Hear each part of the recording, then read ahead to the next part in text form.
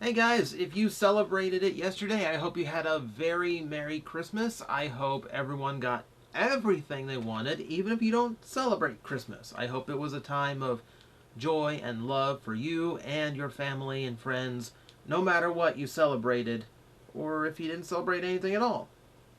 I wish no ill on anybody, only the best, and I hope whatever got celebrated this close to the winter solstice was a great time for you.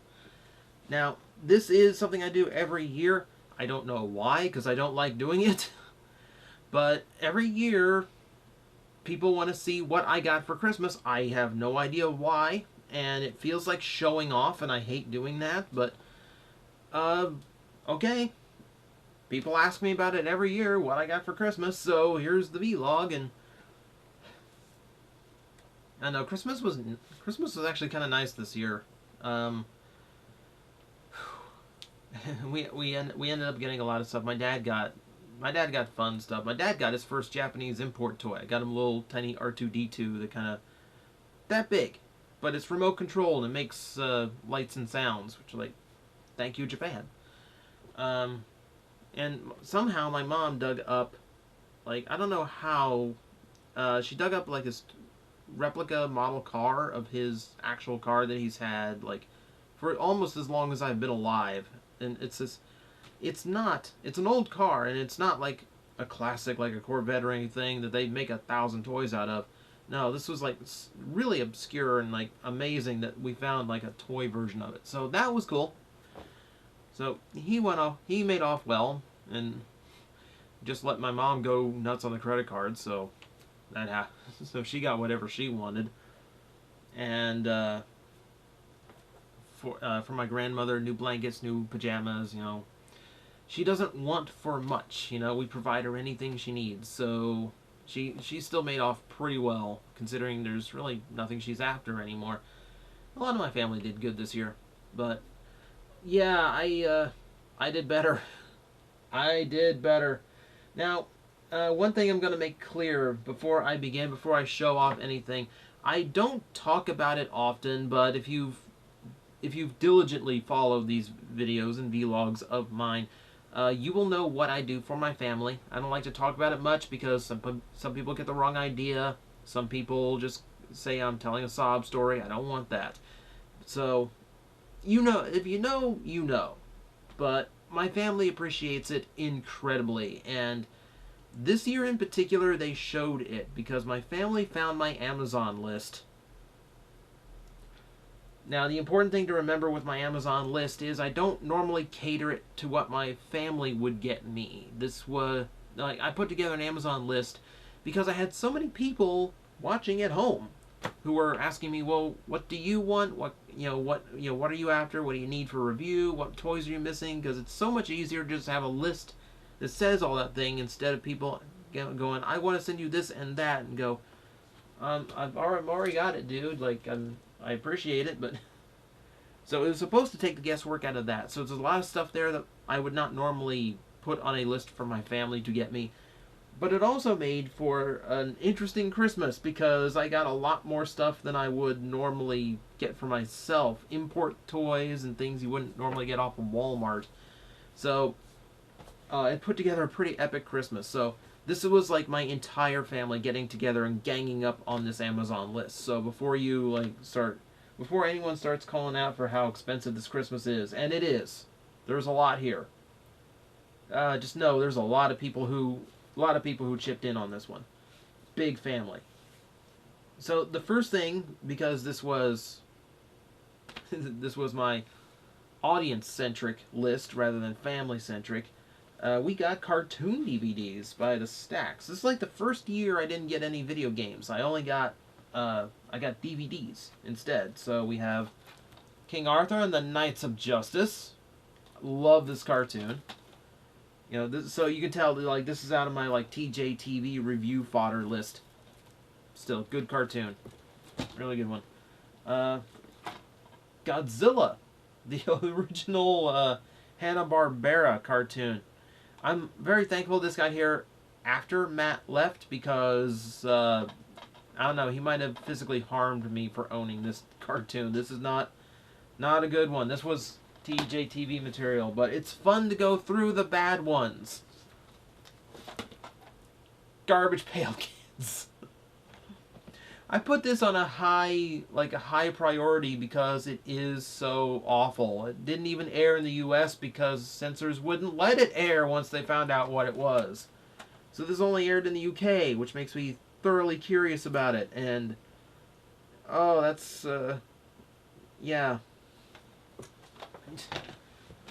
I don't know if I finished my video on time as I record this, so I'm not going to say anything, but I don't know, maybe it's a good thing I'm stocking up on these old cartoons for review. The Real Ghostbusters. This is the first season, Volume 1. Really cool.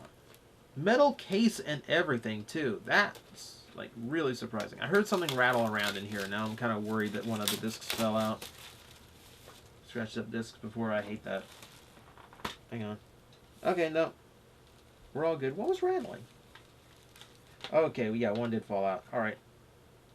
Okay, nothing too bad. Nothing too bad. Stay put. Yeah, but that was one of my favorite cartoons, so that's cool. And this is another favorite cartoon. Darkwing Duck. Where's his reboot? Where's his new game? Come on, like, you did DuckTales. Give me Darkwing again. Jim Cummings still does the voice all the time at conventions.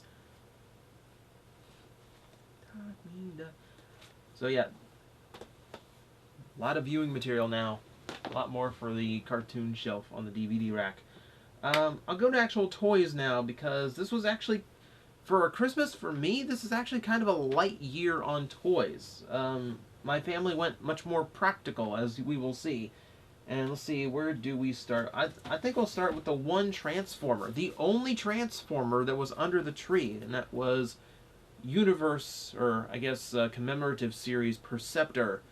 Yeah, this has been on my Amazon list a long time, as you can tell by the 25-year anniversary, and we're currently passing the 30th anniversary. But G1, like, because of the way he transforms, end up being, like, surprisingly good G1 toys, so I might have to review this at some point. You know, so keep an eye out. Random review next week might have a bit more G1. But yeah, I've been after Perceptor for a while. That was really cool to find. Okay, this is where it starts getting really weird for my family, because now I'm getting import toys, and I've never gotten import toys. It's usually just whatever they can find at the store. They don't order online for me, usually. This is Griffon. This is the last web diver I needed. It's not like a super rare one. I actually got the super rare ones, you know, with Virion and Dragon and all them, a long time ago. But this one, just, I never got around to getting. But that completes the set. That gives me all 13 figures in that series now. I gotta review them too, but I always kind of balk at the idea because I also have to do the combinations with, I'd also have to demonstrate all the combination modes it has. Which would get tedious, and I could never quite remember how they work. But a little bit more web diver. I love my web diver. It's my like obscure niche. Talk about weird for my family. Sagozo, Kamen Rider O's, the combo change figure. I put my combo change figures away a long time ago, so now I gotta dig them out because I got more parts to swap. And I really like the Sagozo design.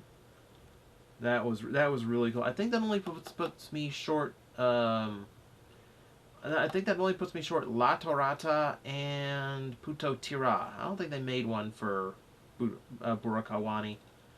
But yeah, I love these figures. Love this series. So we got that. Here's where we get a little bit more familiar for you. SH Figuarts Deca Red, adding to my admittedly small Red Ranger collection, but more Red Rangers, not a bad thing. I love Deca Ranger. This is the show that got me into Sentai and Kamen Rider. This is the first Sentai I actually watched. That's a very special place in my heart on that one. I got this one too, and I'm a little hesitant on this one because it's SH Figuarts Gokai Red, And of course, this is one of my favorite Sentais, one of my favorite Red Rangers, so I absolutely adore having it. I'm a bit worried about this one because if you notice, the gold trim on the front of the box and even on the side is misaligned. So part of me has like knockoff worries in my head. But I sat down before, like as soon as I got back to a computer, I sat down and checked to see if this toy had a knockoff. I couldn't find one on a cursory glance, so maybe it does, maybe it doesn't. But yeah, I couldn't find any that also had the same packaging error. So I have no idea if this one is legit or not. Someone in the comments let me know, because you guys are usually better at pegging this stuff out than I am. I don't keep up to date on things like this. So if that off print happened on an official release, let me know so I can feel a little bit more confident about this. Otherwise, I'm going to treat it very carefully, and it's very gently going to go into my display because it's still Gokai Red. It still looks awesome. I can put all my Red Rangers together and make it look cool. Speaking of Gokaiger, talk about... This was the most random Christmas I've ever had. Just picked and pegged from all over the place. Alright, so we have a Gokai machine in Gao Lion, which also forms the Shinken Gokai-O. Again, more stuff I kept putting off, but that's gonna be cool. I haven't gotten Gokai-O down from the shelves in a while, so that's a cool excuse to get them down, I think. I mean, I kept meaning to pick up more of the Gokai machines. I never got around to picking up more than just any of them, really. Now that I think of it, I didn't pick up any after the originals, after the Maji Dragon. And the last toy on the list, man, I was looking for this the entire road trip. Carnage! For those who don't know, Carnage is like my absolute favorite Marvel villain. Like when Maximum Carnage came out, I dragged my dad down to the comic book shop every week looking for the new issues, looking for the ones I had skipped and missed, and I've still got those. I've still got all of Maximum Carnage, the original comics. No, when he's written correctly, Cassidy can be a really cool and interesting villain. Usually he just gets written as just a psychotic out for blood, which is not entirely what he's about. Man, but that's just such an impeccable figure. And I was so upset because I missed out all the times I saw it on pre-order.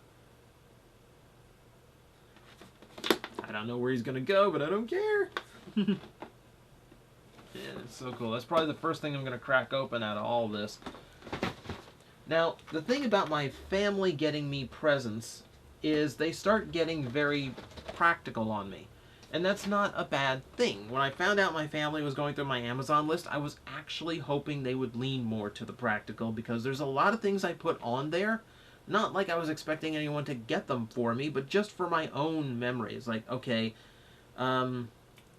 this sucks, I need this, I need that, and like, okay, all this stuff could need improving, and all of that being this equipment. As you might notice, the lighting in this video, not all that great, because I just kind of threw on the old desk lights and turned them on and just loosely pointed them at me, so it's all shadowed back here, and it's a little bit muddy.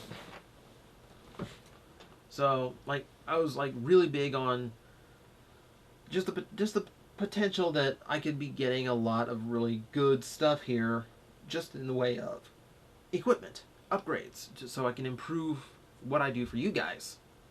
You know, so that does start with, of course, actual lights. So these are just the heads. I'll give you a shot. There's no photo of them on the box, but they are actual studio photography lights. You know, with the little doors on the side and everything. So that'll let me adjust. That'll let me point them out. And they all have their own little stands too.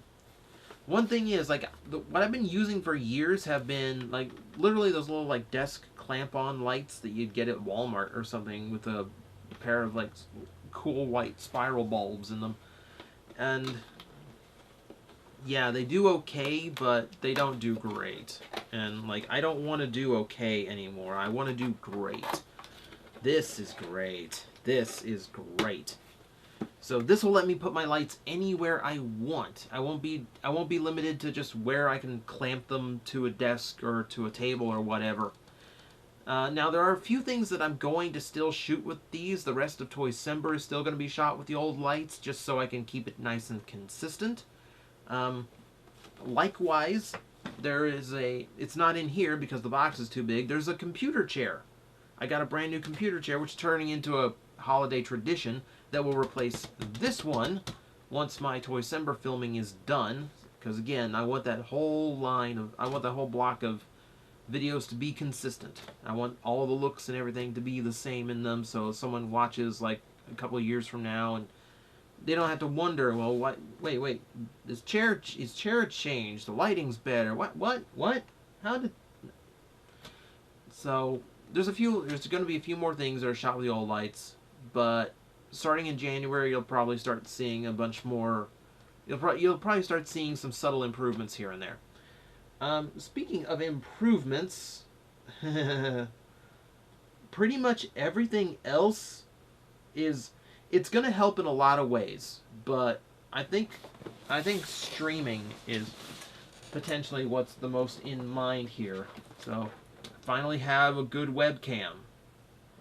It's a full HD Pro webcam. This is not a, this is a pretty good unit. I haven't had a webcam in years, so that lets me add a face cam not only to my live streams but to my TJ versus VG episodes, which is one of the reasons it's taken me so long, because I wanted to like complete the look of that series with a face cam, and there we go. So that's all complete now. That'll do what I've been wanting it to do. So again, I don't know how fast this will start appearing on stream. I got to figure out where I'm going to put it. I got to figure out how I can seat and situate myself, especially with other things that have been going on. I'll save that to the end, though, because it's kind of the biggest thing here. Also, for upgrades for reviewing, rotation stand. You know, when I did the TJ, when TJ reviews was the thing I did most commonly, you know, the rotating platform was like a big thing there. But it was kind of a makeshift one. It was actually out of a board game that let you like rotate the board around. And it was herky and jerky, and it was only limited to how much reach I had. And as soon as I ran out of reach, if the toy wasn't turned enough, I had to go, and it was messy. This one's larger. It's flat, which is a big improvement over the other one, and it's motorized. So I can literally just pose the toy, turn the recorder on, and wait for the footage to be made for me. So that'll make it a lot cleaner. I might try to figure out how to use this in random review too.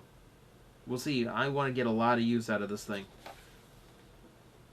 So that's been another one that's been on my list for a little bit. Quite a while. Also, more for the streaming end. Elgato. I finally have an actual capture device. Now this is for HDMI. You know, it is for high definition gaming, so I don't think I can hook my PlayStation 2 up for this. I'm gonna have to go for a separate device on that one.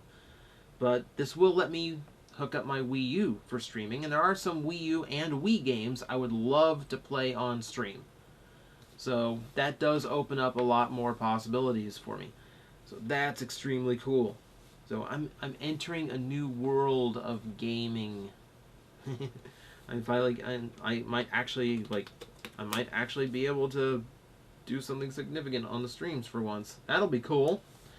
And the rest kind of falls in that same vein, though this is going to help out a lot, because I've got my Blue Yeti microphone over there, which I absolutely love, but we add on to it